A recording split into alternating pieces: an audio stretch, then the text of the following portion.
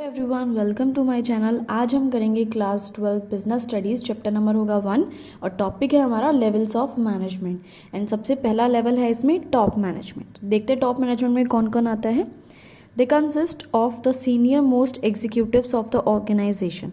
यानी top management के अंदर सारे वो एम्प्लॉयज़ या इंडिविजुअल्स आते हैं जो सबसे सीनियर हैं, मतलब एज वाइज सीनियर नहीं मैं बोल रही हूँ, डेजिग्नेशन वाइज, पोस्ट वाइज सबसे सीनियर पोस्ट पे जो बैठे हैं वो आगे टॉप मैनेजमेंट में।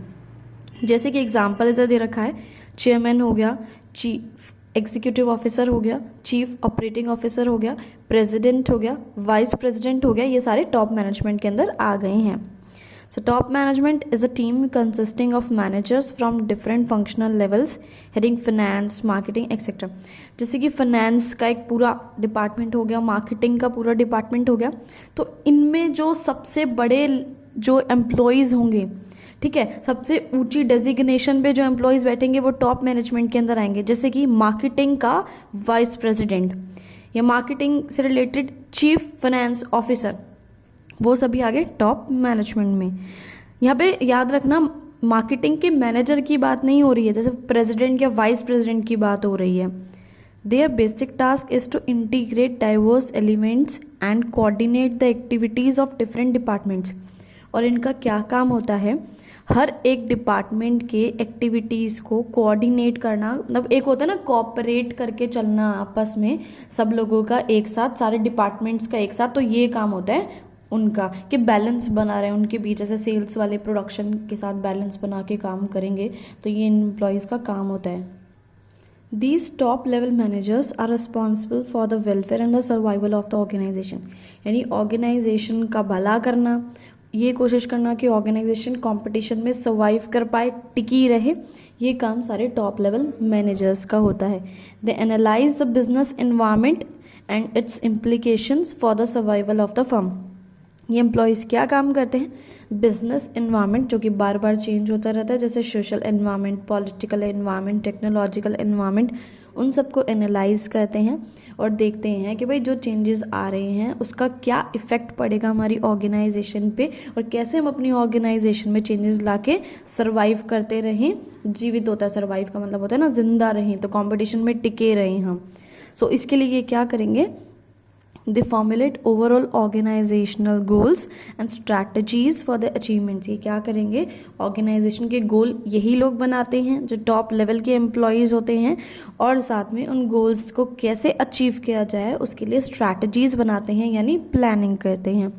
The responsible for all the activities of the business and for its impact on society. यानी जितनी भी एक्टिविटीज़, जैसे कुछ भी गलत हो रहा है ऑर्गेनाइजेशन में, चाहे लॉस हो रहा है, कुछ भी हो रहा है, यही लोग रिस्पॉन्सिबल होते हैं, या इन एक्टिविटीज़ का सोसाइटी पर क्या असर पड़ रहा है, चाहे पॉजिटिव हो चाहे नेगेटिव हो, यही लोग रिस्पॉन्सिबल होते हैं। The job of the top manager is complex, stressful, demanding long hours and commitment to the organisation. यानी इन एम्प्लॉयज़ की जो जॉब होती है बहुत कॉम्प्लेक्स, बहुत ज़्यादा डिफिकल्ट होती है, बहुत दिमाग लगाना पड़ता है, स्ट्रेसफुल लाइफ होती है, बहुत ज़्यादा हर वक्त टेंशन रहती है ना, क्योंकि जितनी बड़ी जॉब होगा उतना ज़्यादा टेंशन होगा जॉब में, है ना। और डिमांडिंग लॉन्ग आवर्स से मतलब है बहुत ज़्यादा लंबे लंबे समय तक इनको काम करना पड़ता है, ऑर्गेनाइजेशन के लेके उनको कमिटेड भी रहना पड़ता है कि जो भी करना है भाई ऑर्गेनाइजेशन के फेवर में ही करना है। आगे बढ़ते हैं, नेक्स्ट अपना है middle management. The level link between the top and the lower level managers. यानी जो टॉप लेवल के मैनेजमेंट अभी हमने पढ़ा था, लोअर लेवल यानी सबसे नीचे के लेवल के जो मैनेजर्स हैं उनके बीच का लिंक होता है मिडल लेवल मैनेजमेंट।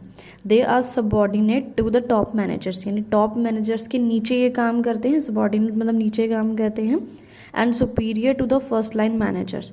और ये किन के सुपीरियर या किन के बॉस होते हैं, फर्स्ट लाइन मैनेजर्स के या फिर लोअर लेवल मैनेजर्स के। They usually known as division heads, और इनको डिवीजन हेड्स भी बोला जाता है। फॉर एग्जाम्पल क्या है मिडिल लेवल मैनेजमेंट के, जैसे कि आपका प्रोडक्शन मैनेजर हो गया, है ना।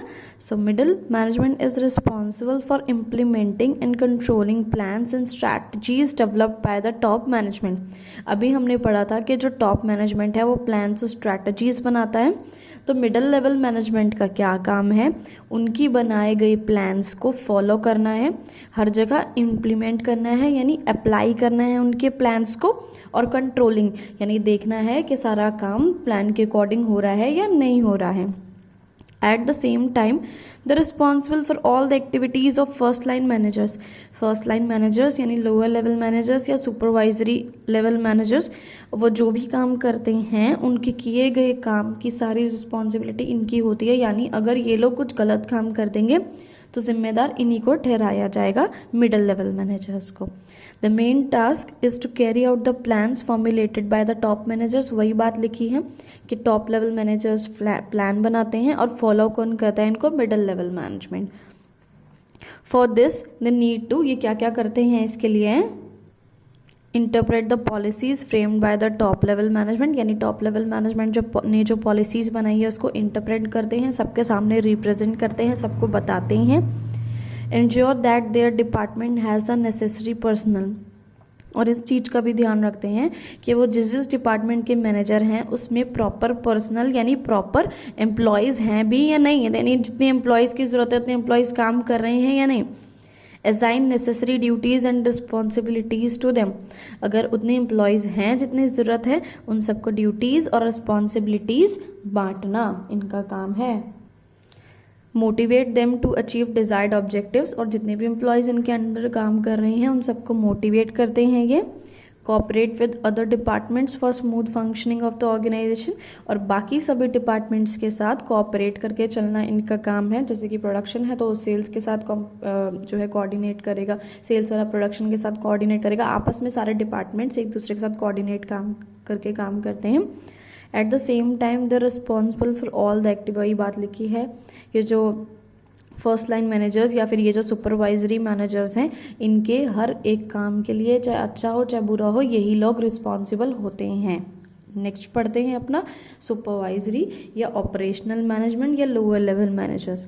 इनके अंदर कौन कौन आते हैं, जैसे फोरमैन आ गए या सुपरवाइजर्स आ गए.